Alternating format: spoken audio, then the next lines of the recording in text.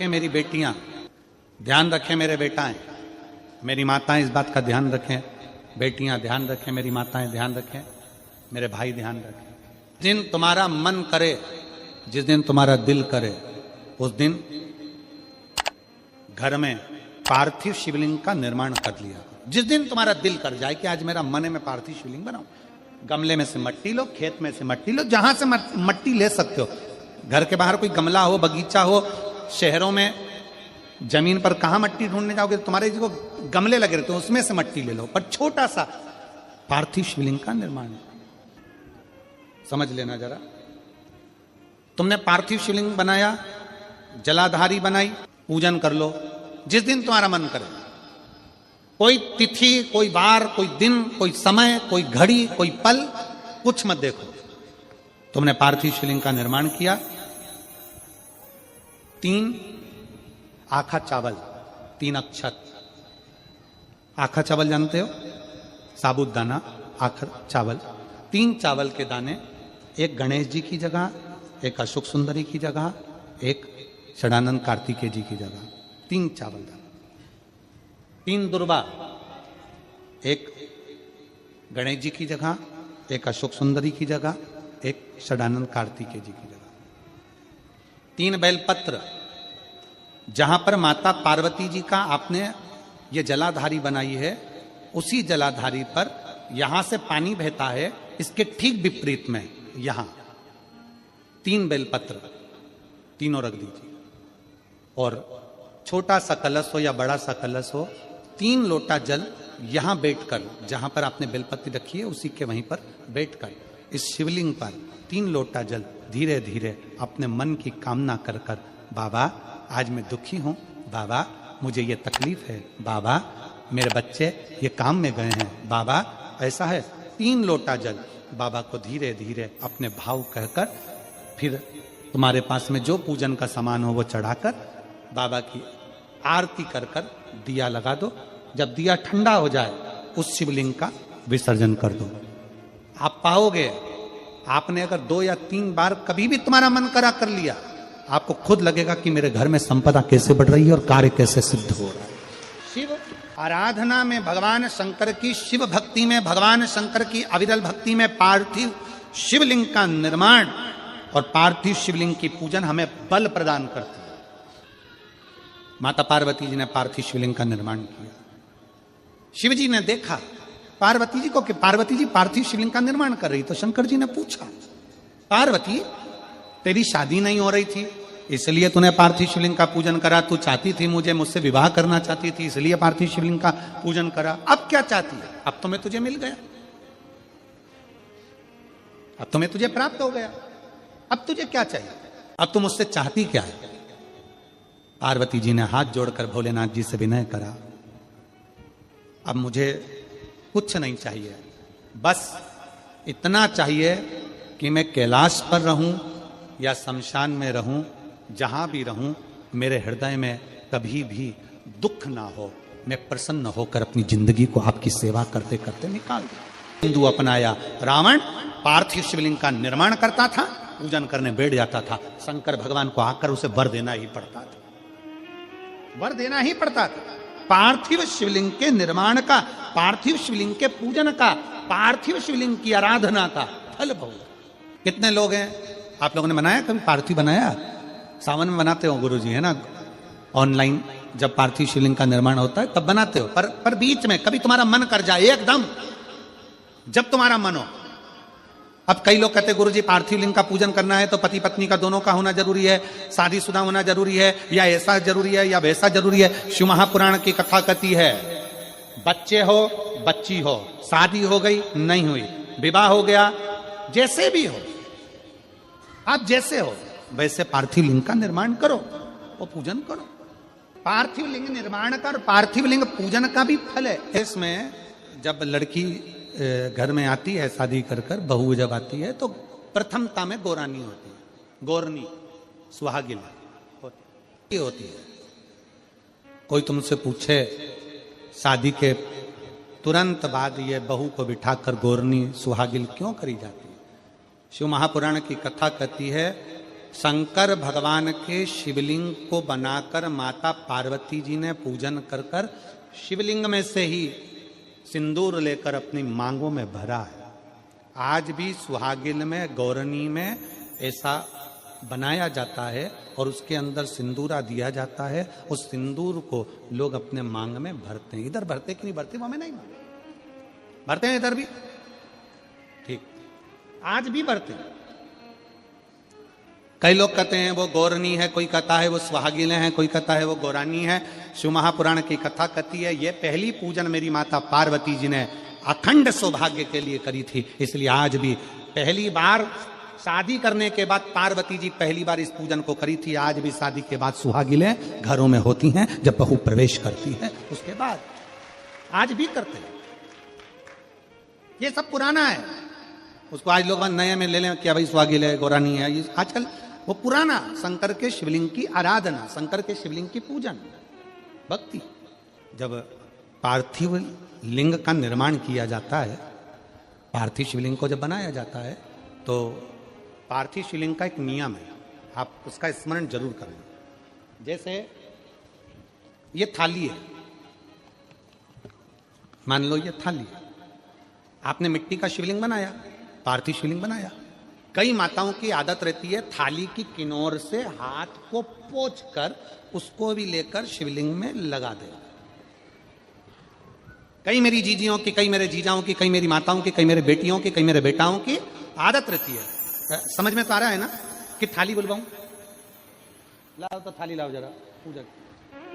कई मेरी जीजियों की आदत क्या होती है, पार्थिव शिवलिंग का निर्माण करेगी, मिट्टी इसमें भर लेगी, सब कुछ कर लेगी। आप मिट्टी इसमें मिलाओ, मिट्टी मिलाने के बाद में आप उसका पार्थिव लिंग का निर्माण भी कर लो, मना नहीं है। पर निर्माण करने के बाद में जब पार्थिव शिवलिंग का निर्माण कर लो, उस समय पर हाथ को इस तरह से पोंछ कर फिर शिवलिंग में उस माटी को लगाना, यह श्रेष्ठता नहीं है।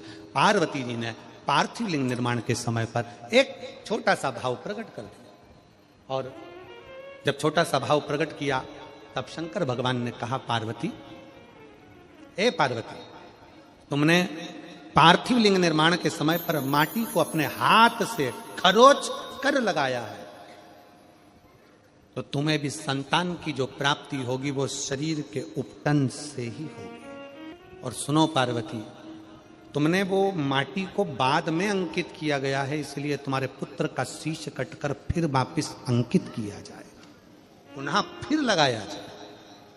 शिवाराधना में मिट्टी को बनाओ, पर मिट्टी चारों तरफ लगी, आप पोंछो, मना नहीं है।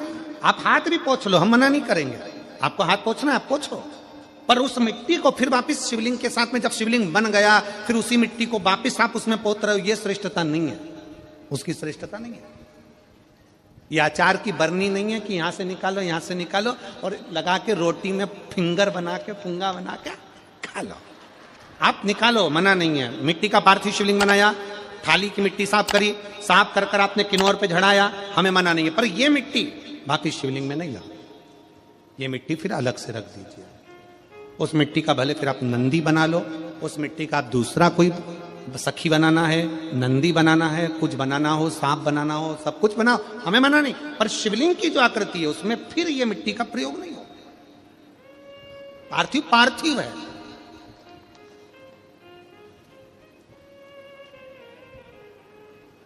क्यों एक बार बोला, शिव महापुराण में आपने सुना होगा, हमने कहा कि गमले में भी पार्थिव शिवलिंग का निर्माण कर सकते हो। गमले में कैसे?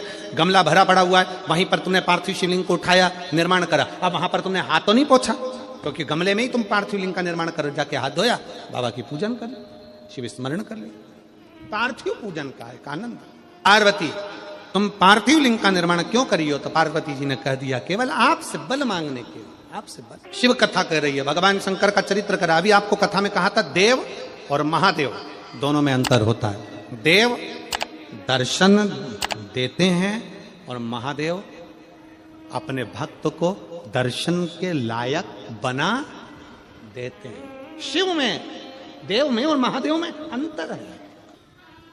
ग्रंथ, संत और भगवंत, तीन को पकड़ने का प्रयास करो। क्या क्या? सब बोलो। ग्रंथ, संत और भगवंत, आपके नजदीक में जितने शंकर के मंदिर हैं, जहां आप एक लोटा जल चढ़ाने जाती हो ना, एक लोटा जल चढ़ाने के लिए शंकर के मंदिर में जाती हो, तो घर से जब एक लोटा पानी भरो, घर से जब एक लोटा जल भरो और मंदिर के लिए जब निकलो ना, घर से निकलते समय रत्ती भर टेंशन लेकर मत जाना। घर से जब पानी भरो, खुश होकर जाना, मैं मेरे पिता से मिलने के लिए जा रही हूं, अपने दिल की बात अपने बाप को बताने की। मैं अपने पिता से मिलने जा रही हूं। भले मंदिर में जाकर कुछ मत कहो, शंकर जी को एक शब्द मत कहो। तुम जो लोटा भरकर पानी लेकर जा रही हो ना, वो लोटे का जल शंकर को चढ़ाते से ही शंकर जी समझ जाते हैं कि तेरे जीवन में दुख कितना है। सुदामा जी ने भगवान कृष्ण को चावल दिए थे। बोलो री जी हाँ, सही है कि गलत? क्या दिया था? तंदूल। सुदामा जी ने यह कहा था कि मुझे बहुत दुख है।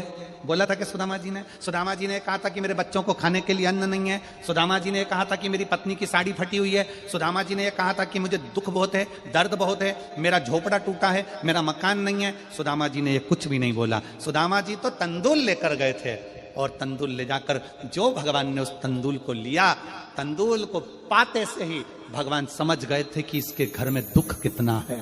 तंदूल मुख में गया और भगवान कृष्ण समझ गए कि दुख कितना है, 3 लोक का राज्य दे दिया। सुदामा जी जैसे ही तंदूल दिए, भगवान ने सोच लिया कि तंदूल की दशा क्या है। उसी तरह जब जल शंकर जी पे चढ़ता है, तो शंकर जी को तुम कुछ कहो मत कहो, वो जल तुम्हारे घर की पूरी दशा बता देता है कि इससे तकलीफ कितनी है।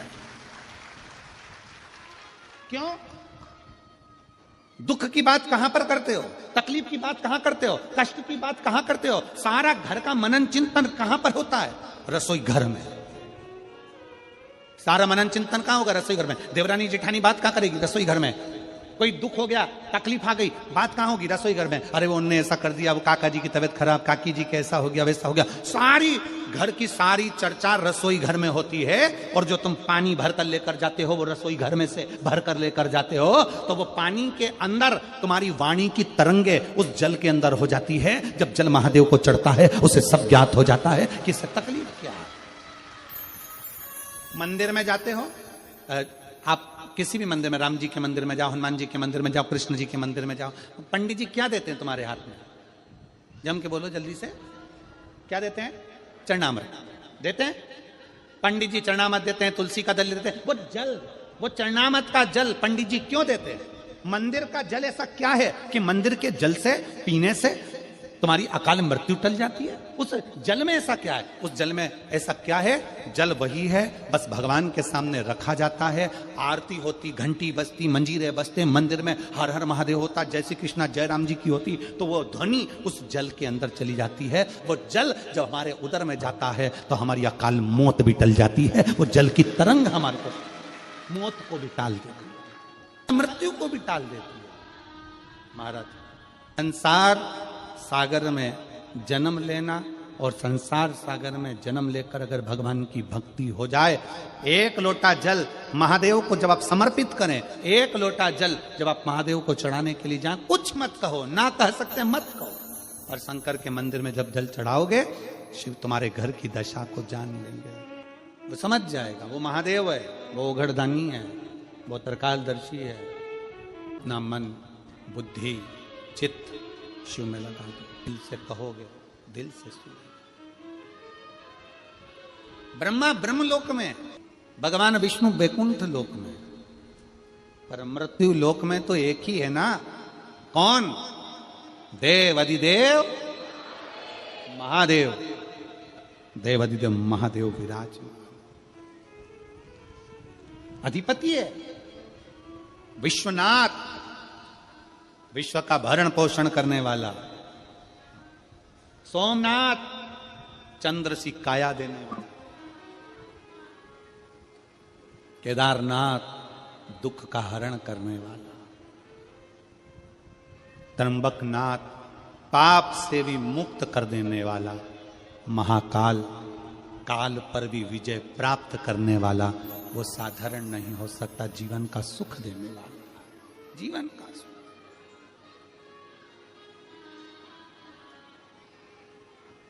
इसलिए अनोगरदानी त्रिकालदर्शी कैलाशी अविनाशी शिव की कथा कर रही है।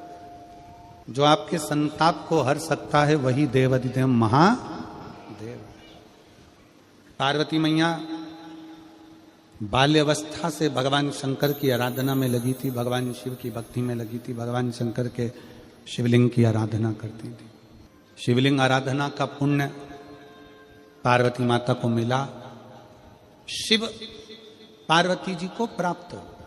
शिव आराधना का पुण्य ही यही है। देवता में, देव में और महादेव में एक बहुत बड़ा अंतर है। देव और महादेव में बहुत बड़ा अंतर है। देव दर्शन देते हैं। देव क्या करते हैं? जम के बोलो जरा। दर्शन देते हैं। देव दर्शन देते हैं। महादेव आपको दर्शन के लायक बना देते हैं। दोनों में अंतर। देव और महादेव में अंतर है। देव दर्शन देते हैं और महादेव अपने भक्त को दर्शन के लायक बना देता है।